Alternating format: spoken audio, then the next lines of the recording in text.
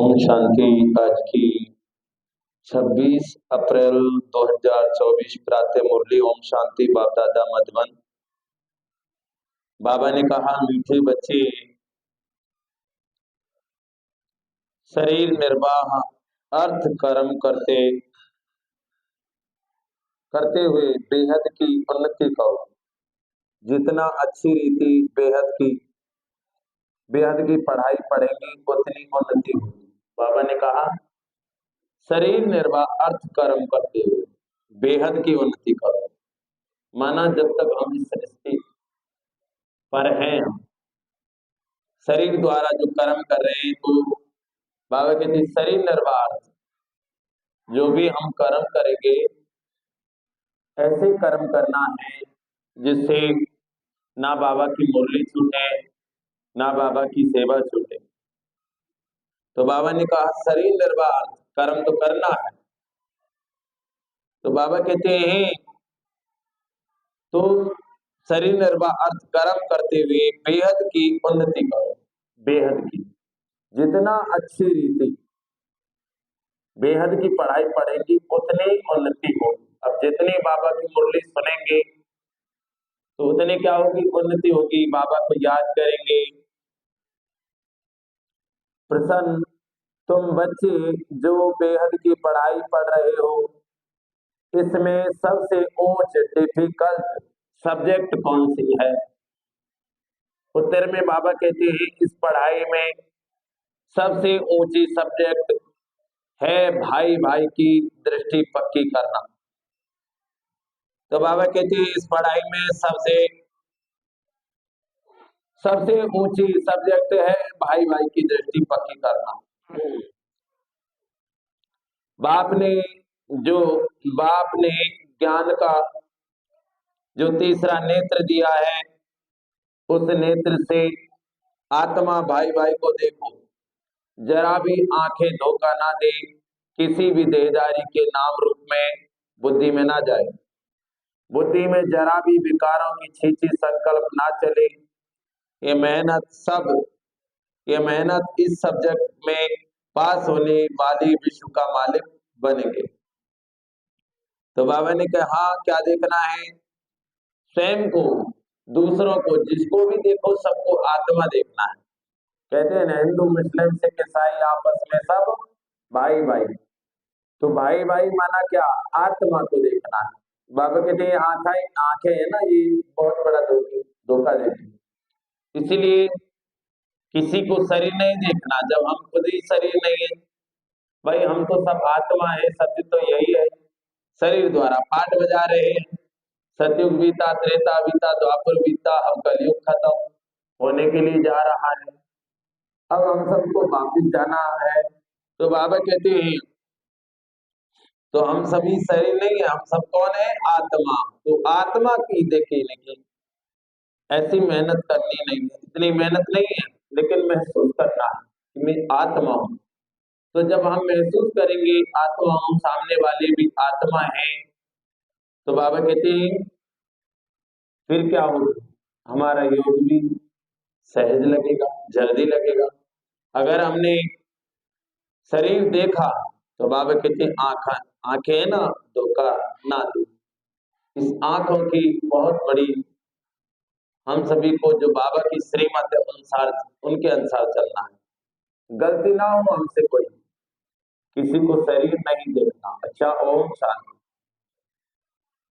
बेहद का बाप बेहद के बच्चों को समझाते हैं, हर एक बात एक हद की होती है, दूसरी बेहद की होती है। इतना समय तुम हद में थे, अब बेहद में हो, तुम्हारी पढ़ाई भी बेहद की है। बेहद की बादशाही के लिए पढ़ाई है, इससे बड़ी पढ़ाई कोई होती नहीं है। कौन पढ़ाते हैं? बेहद का बाप भगवान। शरीर निर्वाह अर्थ भी सब कुछ करना पड़ता है। तो बाबा कहते हैं शरीर निर्वाह अर्थ भी सब कुछ करना पड़ता है। फिर अपनी उन्नति के लिए कुछ करना होता है। बहुत लोग नौकरी करते भी उन्नति के लिए पढ़ते रहते हैं, वहां है हद की उन्नति, और यहाँ है बेहद बाप के पास बेहद की उन्नति। बाप कहते हैं हद की, बाप कहते हैं हद की और बेहद की दोनों उन्नति करो। बुद्धि में, बुद्धि से सम समझते हो, बाबा कहते बुद्धि से समझते हो, हमको बेहद की सच्ची कमाई अब करनी है। यहाँ तो सब कुछ मिट्टी में मिल जाना है। बाबा कहते बच्चे यहाँ पर सब कुछ मिट्टी में मिल जाना है। जितना जितना तुम बेहद की कमाई में जोर बढ़ते जाएंगे तो हद की कमाई की बातें भूलती जाएंगी, सब समझ जाएंगे अब विनाश होना है। तो बाबा कहते सब क्या होगा, हर आत्मा समझ जाएगी कि ये विनाश अब होने वाला है, तो अब विनाश होना है। विनाश नजदीक आएगा तो भगवान को भी ढूंढेंगे। अब बाबा कहते हैं जब विनाश नजदीक आएगा तो क्या करेंगे, भगवान को ढूंढेंगे। विनाश होता है तो जरूर स्थापना करने वाला भी होगा। दुनिया में तो बाबा कहते हैं दुनिया तो कुछ भी नहीं जानती है। तुम प्रजापिता ब्रह्मा कुमार कुमारियां भी नंबरवार पुरुषार्थ अनुसार पढ़ाई पढ़ रहे हो। हॉस्टल में वह बाबा कहते हॉस्टल में वह स्टूडेंट रहते हैं जो पढ़ते हैं, परंतु यह हॉस्टल तो न्यारी है। इस हॉस्टल में तो कई ऐसे ही रहते हैं जो शुरू में चले आए वह रह गए। बाबा कहते हैं जो शुरू में चले आए वह रह गए हैं, ऐसे ही आ गए वैरायटी। बाबा कहते हैं वैरायटी आ गए हैं, ऐसे नहीं सब कुछ सब अच्छे आए हैं। तो बाबा कहते हैं छोटे छोटे बच्चे भी तुम ले आए, तुम बच्चों को भी संभालते थे, फिर उनमें कितने चले गए। बगीचे में फूल भी देखो, पक्षी, तो बाबा कहते हैं बगीचे में फूल भी देखो, पक्षी भी देखो कैसे टिकलू टिकलू करते हैं। अब जैसे बगीचे में फूल देखो और फिर पंछी को भी देखो तो पक्षी क्या करते हैं, टिकलू टिकलू करते हैं। यह मनुष्य सृष्टि भी इस समय ऐसे हैं। हमारे में कोई सभ्यता नहीं थी, सभ्यता वालों की महिमा गाते थे, कहते थे हम निर्गुण, हारे में कोई गुण नहीं। बल कितने भी बड़े आदमी आते हैं, फील करते हैं कि हम रचयिता बाप और रचना के आदि मध्य अंत को नहीं जानते। फिर वह किस काम के, तुम भी कुछ काम के नहीं थे, अब तुम समझते हो बाप की कमाल है। बाप विश्व का मालिक बनाते हैं, जो राजाई हमसे कोई भी छीन नहीं सकते, जरा भी कोई बिगन डाल ना सके। क्या से हम क्या बनते हैं, तो ऐसे बाप की श्रीमत पर जरूर चलना चाहिए। बाबा कहते हैं बल दुनिया में कितनी गिलानी हंगामे आदि होते हैं, यह कोई नई बात नहीं है। 5000 वर्ष पहले भी हुआ था। शास्त्रों में भी बच्चों को बताया है। ये भी बाबा कहते हैं जो भक्ति मार्ग के शास्त्र हैं वो फिर भक्ति मार्ग में पढ़ेंगे। इस समय तुम ज्ञान के सुखधाम में जाते हो। बाबा कहते हैं बच्चे इस समय कहाँ जा रहे हैं, ज्ञान के सुखधाम में। तो ज्ञान से सुखधाम में, अब जो बाबा का ज्ञान है उस ज्ञान से, ज्ञान सुन करके हम कहाँ जा रहे हैं, सुखधाम में जाते हो। उसके लिए पूरा पुरुषार्थ करना चाहिए। जितना अब पुरुषार्थ करेंगे उतना कल्प कल्प होगा। अपने अंदर जांच करनी है कहाँ तक हम ऊंच पद पाएंगे। ये तो हर एक स्टूडेंट समझ सकते हैं कि हम जितना अच्छा पढ़ेंगे उतना ऊंच पद, उतना उतना ऊंच जाएंगे। ये हमसे होशियार हैं, हम भी होशियार बने। व्यापार, बाबा कहते हैं व्यापारियों में भी ऐसे होता है, इनसे ऊपर जाऊं यानी होशियार बनूं। अल्पकाल सुख के लिए मेहनत करते हैं। बाप कहते हैं मीठे मीठे बच्चों, मैं तुम्हारा कितना बड़ा बाप हो। अब बाबा कहते हैं तो कितनी मेहनत करते हैं, कोई व्यापारी के लिए, कोई पढ़ाई के लिए, कोई क्या क्या। तो बाबा कहते हैं बच्चे मैं तुम्हारा कितना बड़ा बाप हूँ। साकारी बाप तो साकारी बाप भी है तो निराकारी है। अब बाबा कहते हैं साकारी माना साकार, जो साकार में परमात्मा आए हैं तो ब्रह्मा बाबा मौजूद है। तो साकार में भी अभी शिव बाबा है और निराकार में भी। तो साकार कौन है? ब्रह्मा बाबा के शरीर में शिव बाबा आए हैं, इसीलिए साकार में बाबा को देख सकते हैं।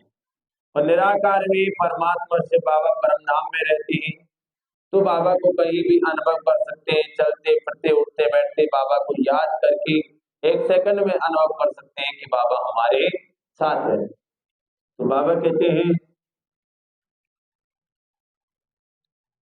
बाप भी है, तो बाबा कहते हैं तुम्हारा कितना बड़ा बाप है। साकारी साकारी बाप भी है तो निराकारी भी है, दोनों इकट्ठे हैं। दोनों मिलकर कहते हैं मीठे बच्चे अब तुम बेहद की पढ़ाई को समझ गए हो और तो कोई जानते ही नहीं। पहली बात तो हमको पढ़ाने वाला कौन है। अब हम सबको पहली बात क्या जांच के लिए कि हमको पढ़ाने वाला कौन है। भगवान क्या पढ़ाते हैं? राजयोग। तुम राजसी भगवान क्या पढ़ाते हैं हमको? राजयोग। तुम राज ऋषि हो, वह हठी हो। बाबा कहते वह है हठी योगी। वे भी ऋषि परंतु हद की। वह कहते हैं हमने घर बार छोड़ा है। ये कोई अच्छा काम किया है क्या? तुम घर बार तब छोड़ते हो जब तुमको विकार के लिए तंग करते हैं। उनको क्या तंगी होगी? तुमको मार पड़ी तब तुम भागी हो। एक एक से पूछो कुमारियों ने स्त्रियों ने कितनी मार खाई तब चली आई। शुरू में कितने आए, यहाँ मिलता था ज्ञान अमृत तो चिट्ठी ले आई कि हम ज्ञान अमृत पीने ओम राधे के पास जा रहे हैं। ये बेकार पर झगड़ा हंगामा शुरू से चलता आ रहा है। बंद तब होगा जब आखिरी दुनिया का विनाश होगा, फिर आधा कल के लिए बंद हो जाएगा। अब बाबा कहते हैं पहले कितने हंगामे, कितने आपस में लड़ाई कौन करते थे? विकार कहते थे। अब बाबा कहते हैं योगी बनो, पवित्र बनो। अब उनको विकार के लिए उनको माताएं बहनों को तंग करते थे, इसीलिए बाबा कहते हैं वो घर बार छोड़ करके आती थी। तो बाबा कहते हैं छोड़कर चली जाती थी। तो लेकिन बाबा कहते हैं जो साधु संत घर बार छोड़कर गए तो उनको तो किसी ने तंग नहीं किया। तो बाबा कहते हैं बाबा को घर में बैठते हुए, घर में रहते हुए बाबा को याद करें।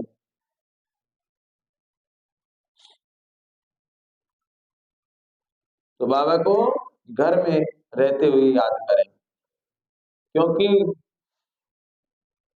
योगी पवित्र जीवन सबसे श्रेष्ठ जीवन। योगी बनो, पवित्र बनो। जैसे एक गांव में दीदी ने कोर्स कराया तो सबने कोर्स किया, तो एक माता ने भी कोर्स किया। अब वो माता ने कोर्स तो किया, लेकिन जब पूरा कोर्स किया तो शिव बाबा को पहचान लिया। अब उसके घर वाले कहने लगे कि नहीं तुम नहीं जाओगे ओम शांति में, शिव बाबा के सेंटर में। अब माता को बंधन पड़ गए तो माता इसलिए गई नहीं। लेकिन वो माता ने उस दीदी से, जो दीदी थी ना, तो दीदी से कहा दीदी आप मुझे बाबा की मुरली दे दो। तो दीदी ने क्या किया, दीदी के पास एक ही मुरली थी, तो दीदी ने कहा ये एक ही मुरली है तुम ले लो। 3 साल लगातार उस माता ने एक ही मुरली को डेली पढ़ा। और जब डेली पढ़ा तो 3 साल बाद अब वहां पर जब दीदियां आई हुई थी तो किसी ने कहा कि दीदी आई हुई है, चलो तुम भी बाबा की मुरली सुने। तो वो दीदी आती है, बुलाती है कि मुझे भी ले चलो। तो माता गई और माता ने कहा कि दीदी मैंने तो 3 साल लगातार बाबा की मुरली सुनी। ये मुरली क्या है? जब माताएं बहनों को पहले जो बाबा की ज्ञान में जब आती थी तो लोग बाग तंग करते थे, कहते अरे डेली डेली सत्संग में जाते हो और ये काम औरतों का नहीं है, तो पता नहीं क्या क्या कहते थे। तो फिर कईयों को बंधन होती थी तो क्या करती थी, पहले जो रजाई ओढ़ते ना रजाई, तो माताएं बहनें छोटी छोटी कन्या क्या करती थी कि बाबा की मुरली रजाई में ओढ़ती थी, रजाई ओढ़ करके भीतर रजाई में, और मोमबत्ती जला करके, पहले मोबाइल तो होते नहीं थे और और भी वो होते नहीं थे साधन, तो क्या करती थी, रजाई ओढ़ करके मोमबत्ती जला करके मुरली पढ़ती थी। सोचिए मुरली क्या चीज है, मुरली पर ध्यान दें, मुरली हमारे आत्मा का भोजन है। मुरली क्या है, आत्मा का भोजन है। मुरली सुनते समय हमें आंखों में नींद नहीं आनी चाहिए, मुरली एक एक शब्द ध्यान से सुननी चाहिए, क्योंकि मुरली क्या, भगवान के महावाक्य हैं। ये कोई सत्संग नहीं है, ये स्वयं भगवान के एक एक जो महावाक्य, जिसको ध्यान से सुने सच्चा सच्चा गीता ज्ञान, जो कल बाबा ने कहा कि बच्चे क्या है, मुरली क्या है, ये गीता, ये भागवत कथा है, इसीलिए इसको ध्यान से सुने। तो मुरली जरूर सुने और बार बार सुने, मुरली कभी भी मिस नहीं करनी चाहिए। तो बाबा ने कहा अभी तुम बेहद के, बाबा कहते हैं अभी तुम बच्चे बेहद के बाप से प्रारब्ध लेते हो। बेहद का बाप सबको बेहद की प्रारब्ध देते हैं, हद का बाप हद की प्रारब्ध देते हैं, वह भी सिर्फ बच्चे को ही वर्षा मिलता है। या बाप कहते हैं तुम बच्ची हो या बच्चा, दोनों वर्षे के हकदार हैं।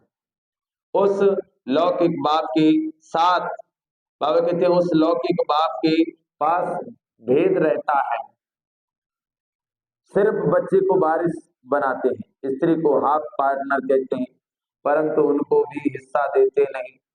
बच्चा भी संभाल लेते हैं, बाप का बच्चों में मोह रहता है। ये बाप तो कायदे अनुसार सभी बच्चों आत्माओं को वर्षा देते हैं, यहाँ बच्चे व बच्ची के भेद का मालूम ही नहीं है। तुम कितने सुख का वर्षा बेहद के बाप से लेते हो, फिर भी पूरा पढ़ते नहीं, पढ़ाई को छोड़ देते हैं। बच्चियां लिखती हैं बाबा फलाने ने ब्लड से लिख कर दिया। अब बाबा से कहते हैं बाबा, पहले जो कई लोग ऐसे थे जो बाबा के बच्चे थे पहले, जिन्होंने खून से लिखा कि बाबा हम आपको छोड़ेंगे नहीं, लेकिन माया इतनी जबरदस्त है, अच्छे अच्छे को खा जाती है। तो बाबा कहते हैं बच्चियां लिखती है बाबा फलाने ने ब्लड से लिख कर दिया है, अब नहीं आता है।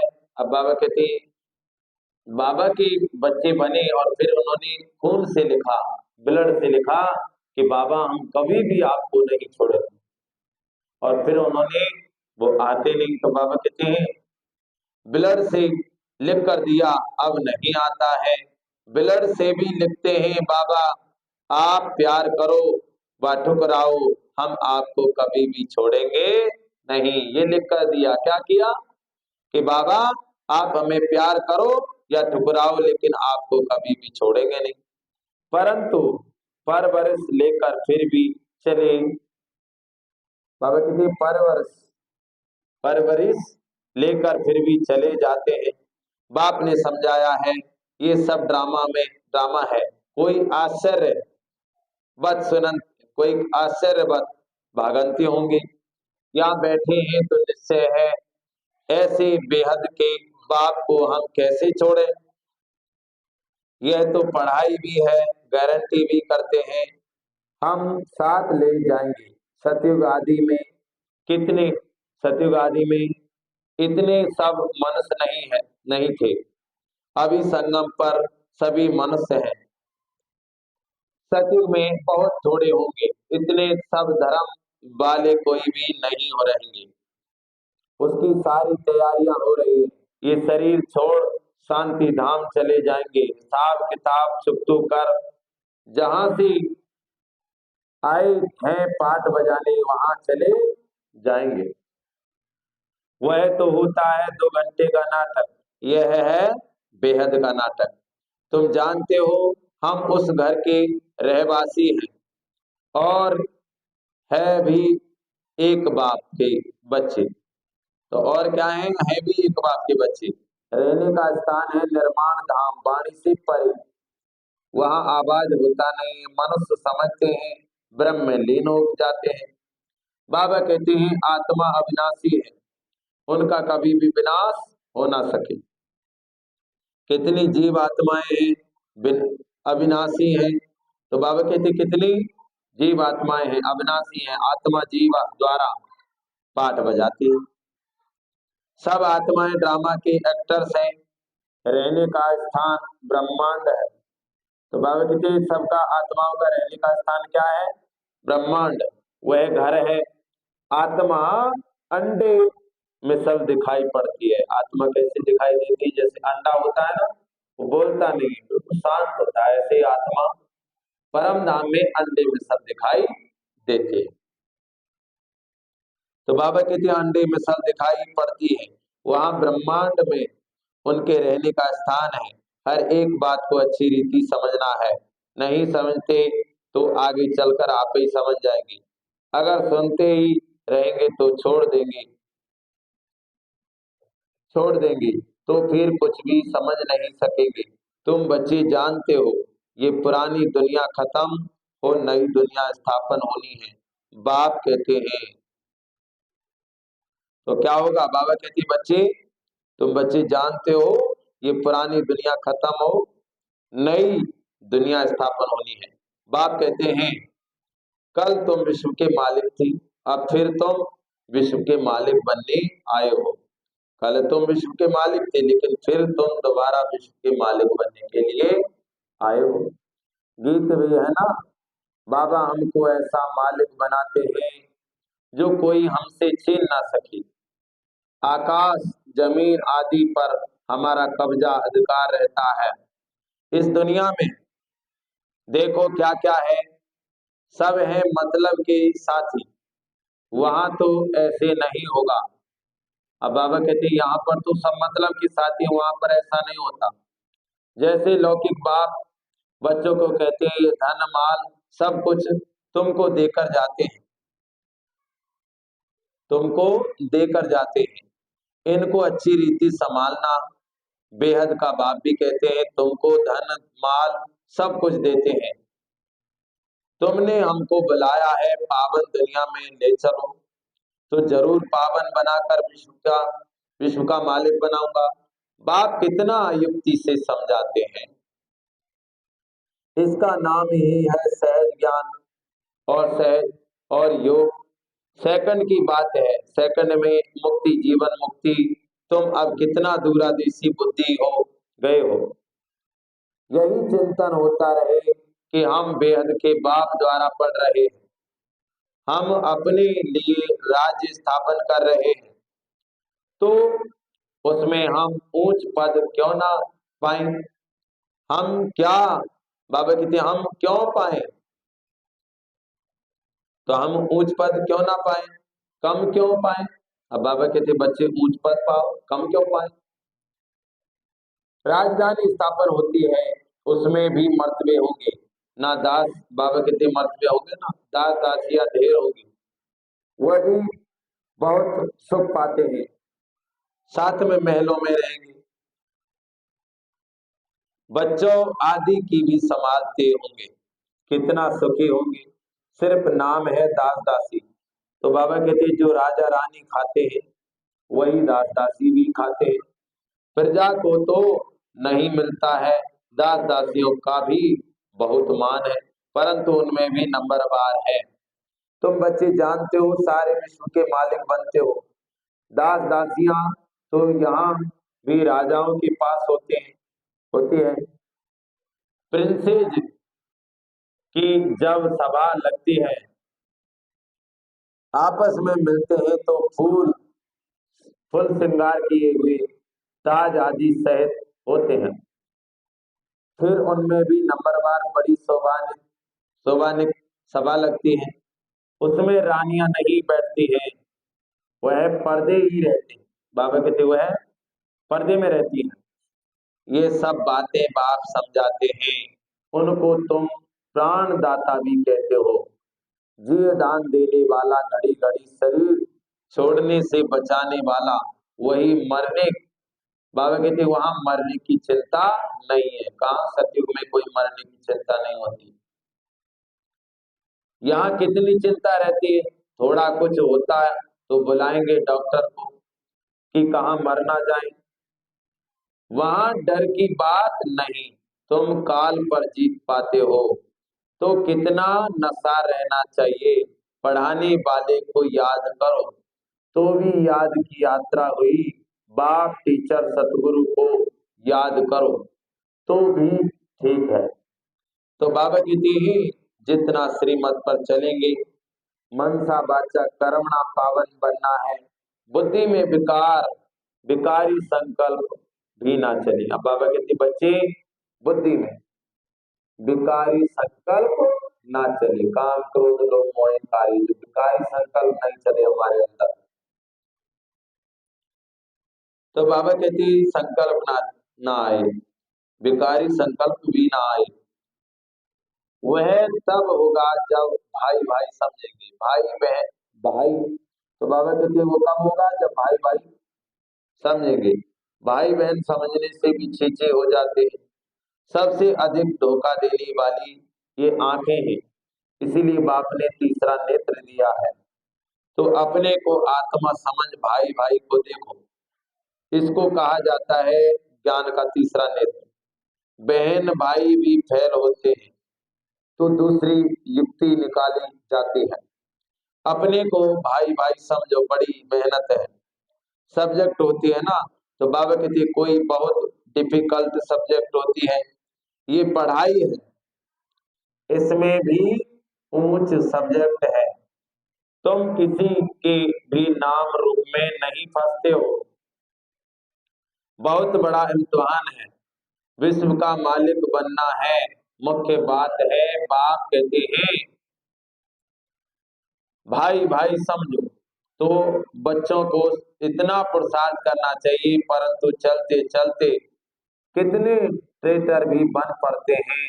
यहाँ भी ऐसे होता है, अच्छे अच्छे बच्चों को माया अपना बना देती है। अब बाबा कहते हैं अच्छे अच्छे को माया क्या बना देती, अपना बना देती।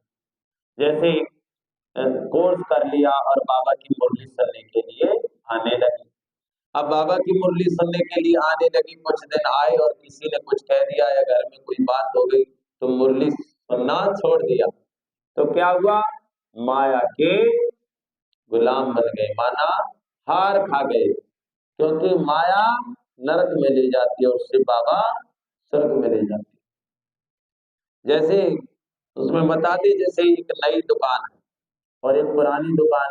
अब नई दुकान से आप पुरानी दुकान को छोड़कर नई में जाओगे तो पुराना वाला भी आपको बुलाएगा, कहेगा भाई साहब लो, बच्चों को टॉफी देगा, बिस्कुट देगा कि आप भी हमारी दुकान पे आया करो, तो वो भी कुछ लोग देता है ना।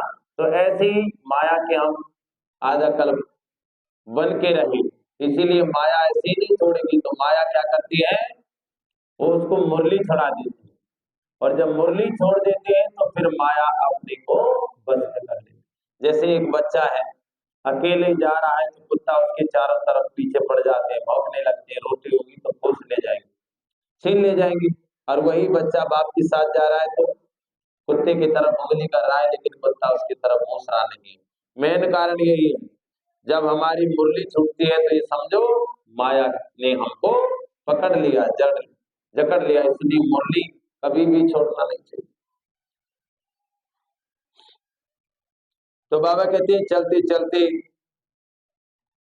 ट्रेटर भी बन पड़ते हैं। यहाँ भी ऐसे होता है, अच्छे अच्छे बच्चों को माया अपना बना देती है।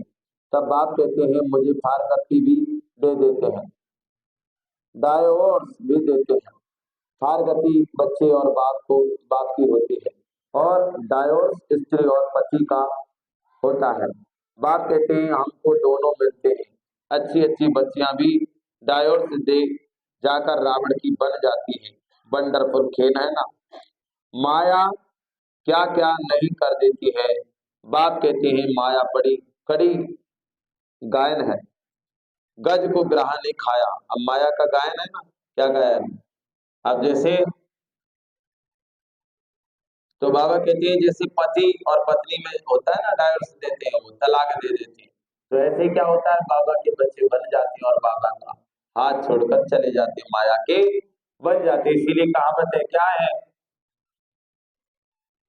ओ होते आए भगवान भगत के बस में, ये गाना है भक्ति में।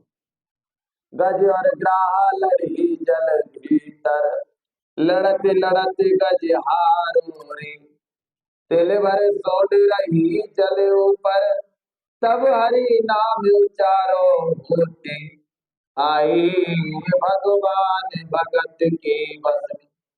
अब ये तो भक्ति में, लेकिन अब तो बाप और बच्चे का संबंध है। हम तो हमको तो बाबा मिला है, हमारा जन्म जन्म का साथी पिता मिला है, तो माया ने हमको ऐसा जकड़ लेती है, तो बाप का हाथ छोड़ देती है।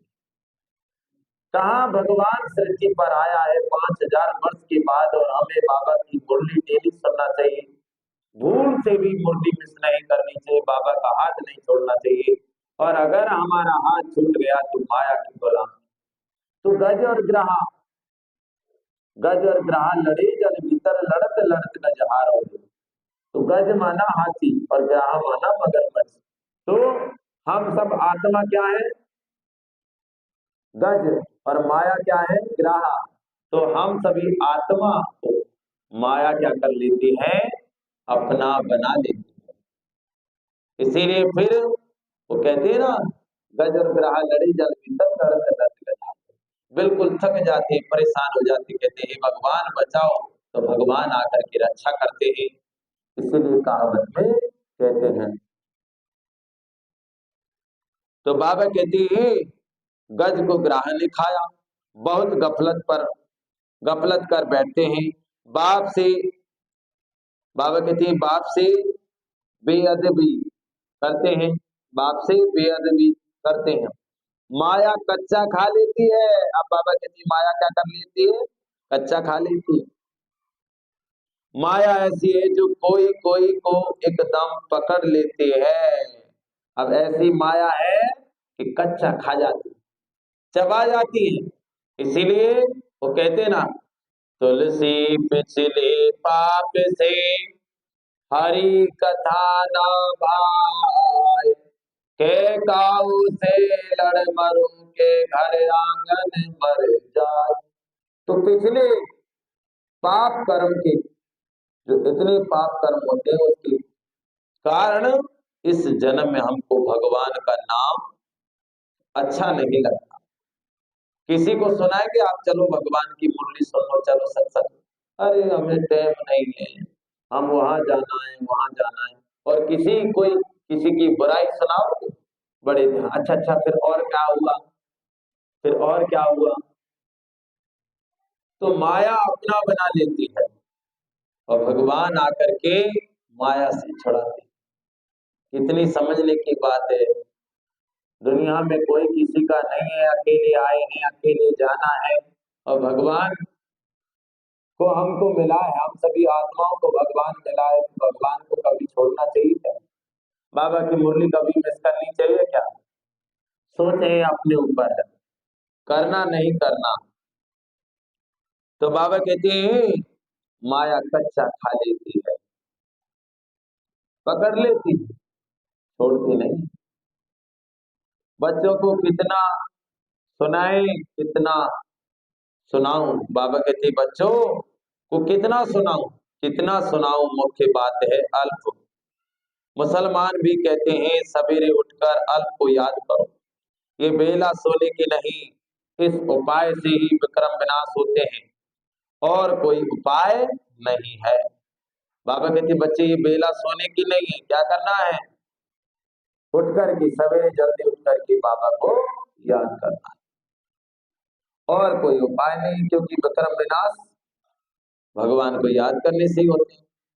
बाप तुम बच्चों के साथ कितना वफादार है, कभी भी तुमको छोड़ेंगे नहीं, आए ही सुधार कर साथ ले जाने। अब बाबा कहते बच्चे बाप इसलिए आए हैं तुम बच्चों को सुधार करके वापस ले जाने, तुमको छोड़ने वाले नहीं है बाबा। तो बाबा कहते हैं अच्छा तुमको छोड़ेंगे नहीं, आए ही है सुधार कर साथ ले जाने। याद की यात्रा से ही तुम सतो प्रधान होंगी, उस तरफ जमा होता जाएगा। बाप कहते हैं अपना चौपड़ा रखो। कितना याद करते हैं, कितने सर्विस करते हैं। व्यापारी लोग घाटा देखते हैं तो व्यापारी लोग घाटा देखते हैं तो खबरदार रहते हैं, घाटा नहीं डालना चाहिए, कल्प कल्पांतर का घाटा पड़ जाता है। जैसे व्यापारी लोग होते हैं वो हर चीज का ध्यान रखते हैं कि कहीं भाई कोई घाटा ना पड़ जाए। अब हमको भी ये चीज ध्यान रहनी चाहिए कि भाई बाबा की मुरली में सो गई, हमको घाटा पड़ जाएगा। इसीलिए क्या करना है, मुरली सुनूंगी जरूर चाहे जान चली जाइयो, जान चली जाइयो मैना जान चली जाइयो, मुरली सुनूंगी जरूर चाहे जान चली जाइयो। परम धाम से शिव बाबा आए, 21 जन्म की वर्षा हाथ में लाए, स्वर्ग जाऊंगी जरूर चाहे जान चली जाइयो, मुरली सुनूंगी जरूर चाहे जान चली जाइयो। मुरली कभी मिस नहीं करना चाहिए, मुरली बार बार सुनो क्योंकि माया आपको पकड़ रही है। बाबा ने कहा बच्चे छोड़ूंगा नहीं, ले जाऊंगा, लेकिन प्यार से मान जाओ, नहीं तो फिर सजा द्वारा या फिर मजबूरियों द्वारा जाना तो पड़ेगा। एक दिन जाना हुए जरूरी भैया, शिव बाबा की नगरी, शिव बाबा की नगरी बड़ी दूर नगरी, एक दिन जाना हुए जरूरी भैया शिव बाबा की नगरी, और शरीर तुम्हारा मिट्टी का भैया यहीं पड़ा रह जाएगा, आत्मा अकेली आई है जाएगी अकेली, एक दिन जाना हुए जरूरी भैया शिव बाबा की नगरी। तो हमको अकेले जाना है शिव बाबा की नगरी में। अच्छा मीठे मीठे सिकिंदे बच्चों प्रति माता पिता बाप दादा का याद प्यार और गुड मॉर्निंग। रूहानी बाप की रूहानी बच्चों को नमस्ते। हम रूहानी बच्चों की रूहानी माता पिता बाप दादा को याद प्यार गुड मॉर्निंग और नमस्ते। नमस्ते। धारणा के लिए मुख्य सार है, मनसा वाचा कर्मणा पावन बनना है। हमारे मन के द्वारा, वाणी के द्वारा, मनसा मना मन के द्वारा किसी के प्रति घृणा नफरत, सबके प्रति शुभ सोचो। तो मनसा वाचा मना कोई ऐसी गंदी मजाक नहीं करते हैं, कोई गंदे शब्द ऐसे नहीं बोलते हैं जो विकारों की उसमें वो बदबू हो। इसीलिए बोल हमारे कैसे हो, मीठे बोल बड़े अनमोल, ऐसी वाणी बोलिए मन का आपक हो, औरों को शीतल करे आपो शीतल होए। तो ऐसी वाणी बोलनी चाहिए। तो मनसा वाचा कर्मणा, तो मन के द्वारा सोच लिया, अब वाचा के द्वारा हो गया भाई कम बोले धीरे बोले मीठे बोले। अब कर्म के द्वारा, हमारे कर्म के द्वारा किसी को दुख मिल रहा है तो वह पाप है। हमारे कर्म के द्वारा किसी को दुख मिल रहा है तो वो, जैसे कर्म के द्वारा हम कुछ ऐसा कर्म कर रहे हैं किसी को दुख मिल रहा है तो ये क्या है, पाप। अब ऐसा कर्म कर रहे हैं किसी को सुख मिल रहा है तो ये पुण्य। समझने की बात है। तो मनसा वाचा कर्मणा, किसी को दुख नहीं देना, बहुत समझने की बात है। बाबा ने इसमें सब कुछ समझा। मन के द्वारा शुभ सोचो, शुभ बोलो, शुभ कर्म करो तो सब कुछ अच्छा होगा। वाणी के द्वारा सबको मीठे बोलो, किसी के ऐसे शब्द ना बोले। गाली, अगर कोई आपस में झगड़ा हो गया तो गंदी गंदी गाली नहीं है। तो ये क्या है, हमारे शब्द ऐसे हो, कहते गोली का घाव पड़ जाता है लेकिन बातों का घाव नहीं पड़ता। इसीलिए बोलते समय सोच समझ कर बोले कि मैं कौन से शब्द बोल रहा हूं, कहीं किसी को दुख न। तीसरे नंबर, हमारे कर्म ऐसे हो, जैसे दो चार व्यक्ति बैठे और अच्छी बात चल रही है और हम आए, हमारी खटिया रखी है और खटिया पर बैठे और हमने आकर कहा, अरे क्या कर रहे हो, खटिया पर बैठे हो, इतने आदमी बैठ गए, टूट जाती है, ये है वो है। तो क्या है, बैठे थे लेकिन उनको प्यार से भी कह सकते थे कि भैया मैं थोड़ा कहीं जा रही हूँ, भैया मैं थोड़ा कहीं जा रहा हूँ, आप थोड़ा यहाँ बैठो, थोड़ा दूसरी खटिया पर और बैठ लो, ज्यादा बैठ जाएंगे एक पर तो टूट जाएगी। प्यार से कह सकते थे, लेकिन ऐसे शब्द बोले जिनके कारण आपस में वो बेचारे नाराज हो गए। हमारे कर्म के द्वारा हमें कहते हैं ना श्राप मिल गया, श्राप मिलता है। तो श्राप क्या है, किसी के कहने से मैं कह दूं, आप मुझे कह दे, अरे हिम्मत भाई तुम मर जाओगे, तुम्हारे साथ ऐसा हो जाए वैसे हो जाए, किसी के कहने से अच्छा या बुरा हो, तो दुनिया में कहने से सभी के अच्छे, कहने से कहें कि भाई अच्छा हो जाए तो कभी का स्वर्ग बन जाए, किसी की कहने से कहें कि भाई बुरा हो जाए तो कब का नरक हो जाए। तो किसी के कहने से ना स्वर्ग होता, ना किसी के कहने से नरक होता। लेकिन हमारे कर्म अगर ऐसे हैं कि कोई को हम शब्द ऐसे बोल रहे हैं जो उसके दिल में जाकर चुभ रहे हैं, वो बार बार जब सोचेगा देखेगा तो वही श्राप है। श्राप क्या है, जैसे मैंने बुआ बैठे, अब बुआ जी को मैंने गाली दे दी, गाली दे दी और फिर मैं कहूं बुआ जी आप चाय पी लो, भले ही आप चाय पी रही हो लेकिन आपका संकल्प उसी शब्द पर जा रहा है कि इसने सोचा नहीं, मैंने इतने दिन इस बच्चे को चाहा लेकिन इस बच्चे ने मुझको गाली दी। और वो बार बार जब संकल्प आप गाली का करेंगे, आपको जब गाली याद आएगी उसी समय वो श्राप हमें लगता है। ये है, इसीलिए कहते हैं ना किसी को रुलाकर हवन भी कराओगी ना तो कुछ भी होने वाला नहीं, कितने भी जप तप पूजा पाठ कर लो, अगर किसी को रुला दिया तो, और आपको आपने किसी को हंसा दिया तो आपको पूजा पाठ भी करने की जरूरत नहीं। इसीलिए ये मत सोचना, अब मैंने कोई वीडियो देखी और उस वीडियो में क्या कहा, भक्त अगर कोई है दुनिया में, अगर भगवान का भक्त है और भगवान के भक्त का कोई दोस्त है तो भगवान का भी दोस्त है, अगर भगवान का कोई भक्त है और भक्त का दुश्मन है तो भगवान का भी दुश्मन है। हाँ बताओ, मुझे हंसी, अरे ये कोई ये शब्द क्या है, सोच समझ के हमको ऐसे शब्द बोलने चाहिए। अभी आप सोचिए, दो बच्चे हैं, दो बच्चे हैं और पिताजी, जैसे हमारे पिताजी, अब चारों भाई आपस में अगर कोई तू तू मैं हो गई, हमने अब सीताराम को हमने कुछ बोल दिया गलत शब्द, अब पिताजी ये कहेंगे क्या, सीताराम का कोई जो ये मेरा बच्चा है और मेरे बच्चे का दुश्मन कोई तो मेरा भी दुश्मन है, अब ये ऐसे शब्द बोलेंगे क्या, बोलेंगे क्या बताओ। भला ही हम में आपस में लड़ाई होती रहे लेकिन पिता का प्यार वही रहता है। माँ का बच्चा चाहे कैसा भी हो, वो कहते ना, चाहे चोर हो चाहे लुटेरा हो, माँ अपने बच्चों को प्यार बरोबर करती है। ऐसे ही शिव बाबा का काम, भगवान का काम क्या है, सबको एक बराबर करता है।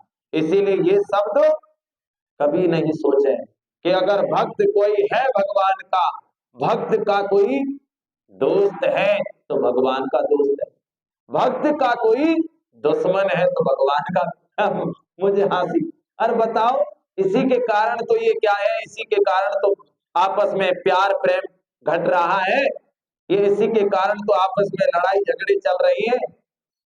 अगर तुम भगवान से प्यार करते हो तो भगवान तुमसे प्यार करने वाला नहीं है, वो आपको दुनिया प्यार करेगी, कहेंगी भगत जी आओ बैठो, भगत जी आपकी सब वाह वाह करेंगे। अगर आप भगवान से प्यार करते हो तो भगवान आपसे प्यार नहीं करता, और अगर संसार से प्यार किया तो भगवान आपसे प्यार करेगा। यही सोचने की समझ बात है। जैसे बुआ जी के दो लड़के, जैसे हर्री है और जैसे सम्मी है, श्याम जी हैं, अब सामने बैठे और मैं उससे आपस में लड़ूं और एक थप्पड़ मार दूं, तो बुआ जी दूर से ही देख के नाराज होंगे कि नहीं होगी? और मैं कहूँ बुआ जी आप आओ, आप कहेंगे वाह जी वाह, इतनी बड़ी तुमने वो कर दिया, मेरे बच्चे को तुमने मारा, ये हो। उसी समय आप प्यार करेंगे क्या?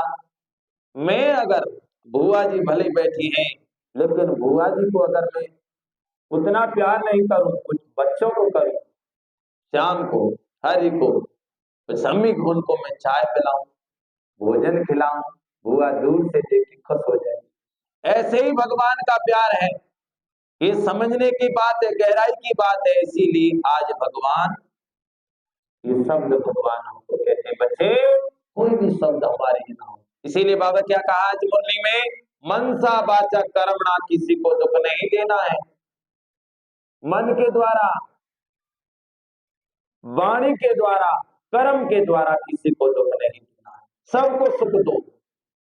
और जो बाबा के बच्चे होते हैं वो क्या करते हैं, पूरे विश्व की आत्माओं को सकाश देते हैं, पूरे विश्व की, चाहे वो कैसी हो। सोचिए, भगवान का ज्ञान है। अगर ये शब्द कोई बोल रहे हैं तो सोच लेना यहाँ कहीं मिलावट है, ये ज्ञान भगवान हो ही नहीं सकता। ये बातें जहां आ गई वहां भगवान का ज्ञान नहीं है। ये तो क्या है, आपस में घर फोड़ने का काम।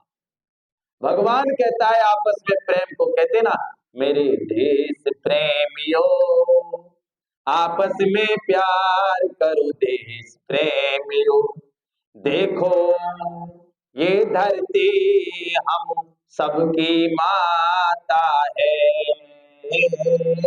पूछो इस धरती से क्या हमरा नाता है, हम आपस में लड़ बैठे तो देश को कौन संभालेगा, कोई बाहर वाला आके घर से हमें निकालेगा, आत्मा सभी होश करो मेरे देश प्रेमियों। तो बाबा यही सिखाते हैं बच्चे, गाली देने वाले को गले लगाओ, हमारी जो चुगली करे वो हमारा मित्र हो।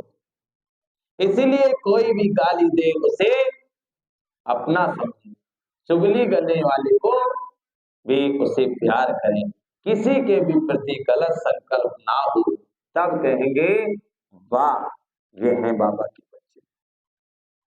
इसीलिए बाबा ने यही कहा।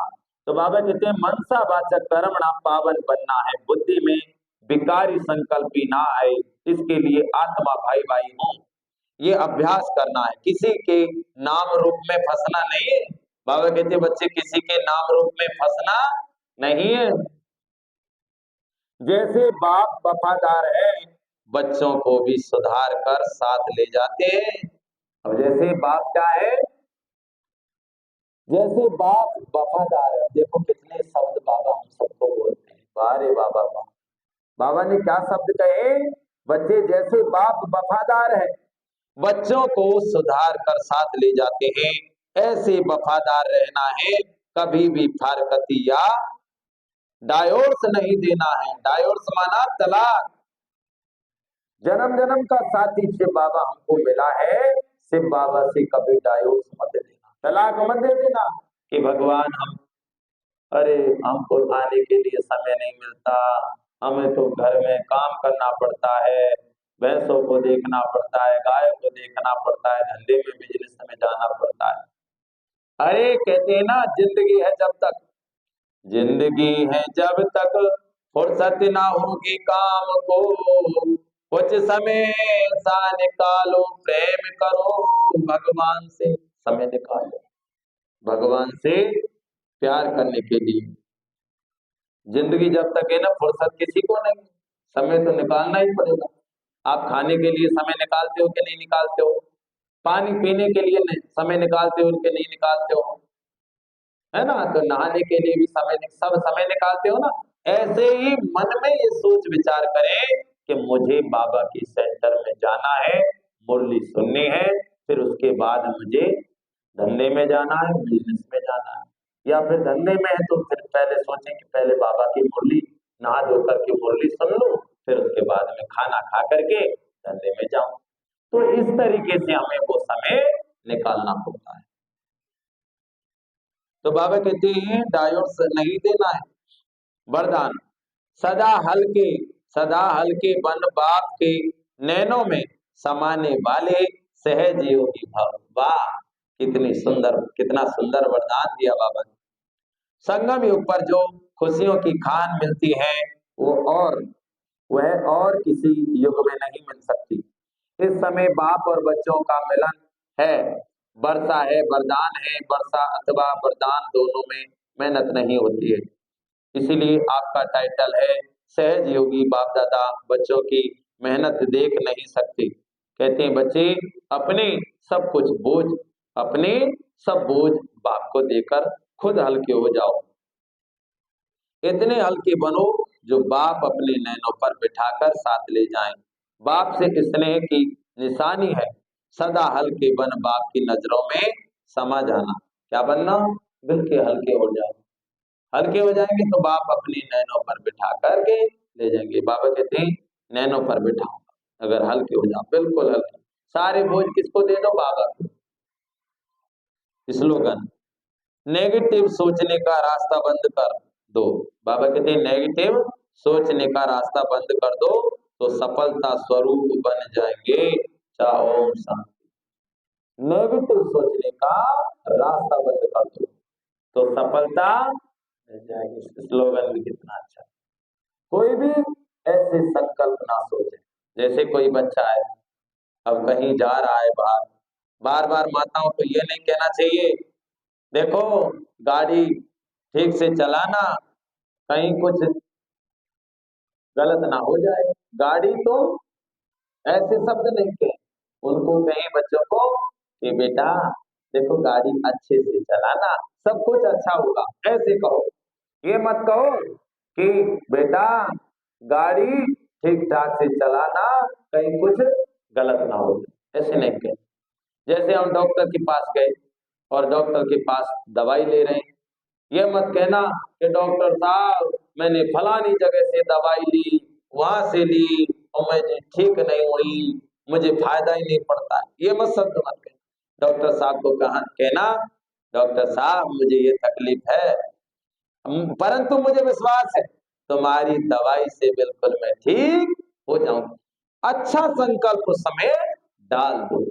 तो बाबा ने कहा अगर हम नेगेटिव जो बातें है ना, गलत बातों का रास्ता बंद कर दो तो सफलता मिल जाएगी। इसीलिए कोई भी व्यर्थ बातें ना सोचनी है ना सुननी है। सब कुछ क्या सोचो बार बार? हर चीज में कल्याण है, क्योंकि बाबा कल्याणकारी है, ड्रामा कल्याणकारी है और हम बाबा कल्याणकारी ड्रामा कल्याणकारी, इसीलिए संगम युग भी कल्याणकारी है। तो यहाँ सब कुछ में हर चीज में कल्याण समाया हुआ है। इसीलिए कभी भी किसी के भी प्रति गलत संकल्प ना हो। मनसा वाचा कर्म नाम में सबको सुख दो, दे जिसका भला ना दे जिसका भला। तो कहते ना फूल अगर तुम बन ना सको तो कांटे बनकर मत रहना। भला किसी का कर ना सको तो बुरा किसी का मत करना, और पुष्प अगर तुम बन ना सको तो कांटे बनकर मत रहना। सबके प्रति शुभ सोचो तो सब कुछ अच्छा होगा। अगर तुमने दूसरों के प्रति गलत सोचा तो कितने भी माला जाप करो, कितने भी यज्ञ पूजा पाठ दान कर लो, कुछ भी होने वाला नहीं। अच्छा, ओम शांति।